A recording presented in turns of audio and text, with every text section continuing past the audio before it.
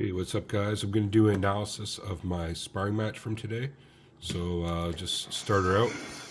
So, he's getting me to throw some basic combos just before this. So, I was in the sparring match, just doing the 1-2s and things to start things up, kind of gauge the space. You know what I mean? Between the two, I didn't want to get in too close because, as you'll see in a sec, he can fire some back. There you go. So, you got to be careful, maintain the distance, maintain a guard, which watching the video, I should probably do a little bit more better in some aspects, but as it continues, you'll see I start to do a little better in some areas. But yeah, so just throwing those jabs when I was not trying to waste too much energy, but okay, you throw the odd thing in, and here it comes at you, so you got to be on your guard always. Let's see what I do here. Just like trying to maintain like a good foot stance, weight. I'm kind of leaned over, but I'm cocked ready to go. I threw an uppercut there. Things like that. If you get in the right time, it could be good. Yeah, there I got hit. So I was just saying, I was about to say, like, I'm also trying not to get hit because he will throw punches back. I got hit in the liver super hard today by this guy. Well, could have been a lot harder, I'm sure, but it was hard enough where it hurt. And there we go. So that was just at the end of like a 3-round sparring session. I did it. By the end, I started to feel like I got the timing down on a lot of the aspects of the punches and combos I was doing. And the other thing, which is key, is the footwork, which I've been practicing at home, doing homework on, watching YouTube videos. Specifically, this one guy is actually pretty interesting. He's like Russian boxing guy and Russian boxing team, I think. Anyway, watching how to work the ring a bit better, you know what I mean? Cut the guy off as well, like pull back at the right times, after an attack, you pull back. And basic defensive techniques I've been practicing, I was incorporating today, which was cool. I don't know if you might have seen a little bit there. But as well, different combos. Like, I'll throw it up a mix between lighter punches in different combos, and then when necessarily not expecting it, throw a heavier one in, because if you just do heavy a lot, then you'll get gassed easy. You'll get a waste of energy very quickly. And the more you move, the more you waste energy too. So it's about like conservation of energy as well as an expenditure of it, which is great. So my dog's just biting me right now. What else should I say? Basic training, other than the actual sparring itself today, I did jump rope. I always start with 3 sessions of 3 minutes of jump rope. And today I moved to the speed bag. Normally I do like shadow boxing or something like that, but I moved to the speed bag today and becoming more proficient on that, like really fast rhythm. It's all about speed, right? Speed and rhythm. So, doing 2 on one hand and 2 on the other, type of thing.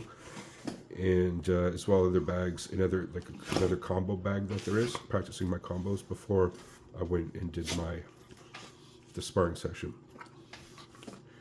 So yeah, afterwards, well, first of all, I should say I almost puked in between one of the rounds. It was the one round before that we saw here, so I was already kind of tired by this round. But before I got hit in the liver pretty good. Liver's on the right side of your body, like by the ribs, and he got a good body shot because he was inviting me to come and get him on the ropes. Like, literally, that's what he was saying. So I did, and things, and it was just like, you overcommit, you overexpose, and sure enough, you leave an opening. So, I learned that lesson, and I didn't do that again. So, as you can see in that last round, I was like kind of hunched over more, protecting that right side. Back, out of his distance, hunched over, and then coming in. But as soon as I come in, I come back out. That was my goal, because if you're not careful, this guy, we're not wearing any headgear or any mouthpiece or anything, and he hits you in the face. Got hit in the face 3 times today. He's a former professional boxer, so he's not gonna fuck me up. Like, he could really fuck me up if he wanted. That's not the point of this sparring session. Although I wish in the future to have headgear and things, so I'm not as afraid to get hit harder. But nonetheless, I'm still getting hit by jabs and things, and so is he. So respect to him, because I'm throwing everything. I'm throwing fucking hooks and uppercuts, and straights, and combos and things. And I did connect.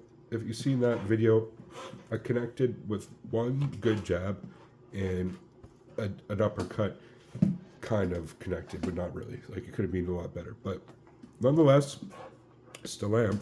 So respect to him. He's a good coach.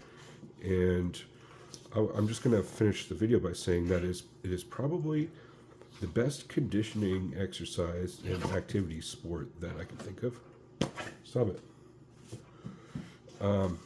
There's other ones, sports that are hard, obviously, but this is a combination of like power, endurance, cardio, agility. It's just pure strength, raw strength, and raw determination. It's a psychological thing, and very mental on the analysis. Like, you're not just going in there blindly doing combos and throwing things. It's like a very active, reactive type of thing. You're reacting to them. You're making them react to you, and then you can follow through with the other thing that they either can react to or not. And that's kind of the whole point of like a combo, or series of movements. Stop it.